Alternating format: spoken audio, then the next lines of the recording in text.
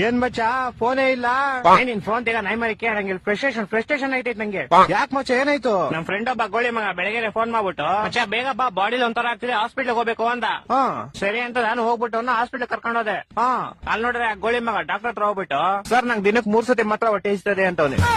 ಯಾವ ಎಲ್ಲ ಆಮೇಲೆ ಅದೀಗ ಡಾಕ್ಟ್ರು ಅದೆಲ್ಲರಿಗೂ ಆಗುತ್ತಪ್ಪ ಅದ್ ಬಿಟ್ಟು ಬೇರೆ ಏನಾದ್ರು ಪ್ರಾಬ್ಲಮ್ ಇದ್ರೆ ಹೇಳು ಅಂತ. ಅದಕ್ಕೆ ಈ ಗೋಳಿ ಮಗ ಸರ್ ನಂಗೆ ಬರೀ ನೈಟ್ ಮಾತ್ರ ನಿದ್ದೆ ಬರುತ್ತೆ ಅಂತವ್ನೆ.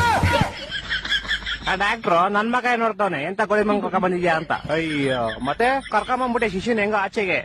ಆಚೆ ಬಂದ್ಬಿಟ್ಟು ಶಿಷ್ಯ ಹಾಸ್ಪಿಟ್ಲ್ ಎಲ್ಲ ಫುಲ್ ನೋಡ್ಬಿಟ್ಟು ಮಚ್ಚ ಈ ಹಾಸ್ಪಿಟ್ಲ್ ನಂಗೆ ತುಂಬಾ ಸ್ಪೆಷಲ್ ಅಂದ.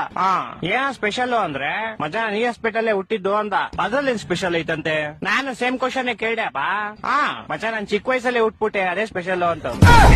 ನನ್ನ ಮಕ್ಕಳು ಒಂದೊಂದಲ್ಲ ಅದ್ ಬಿಡಪ್ಪ ಹೋಗ್ಲಿ. ಮಚ್ಚ ಹುಟ್ಟಿದ ತಕ್ಷಣ ನಂಗೊಂದ್ ಸೀಕ್ರೆಟ್ ಗೊತ್ತಾಯ್ತು ಅಂದ. ಏನ್ ಸೀಕ್ರೆಟ್ ಅಂದ್ರೆ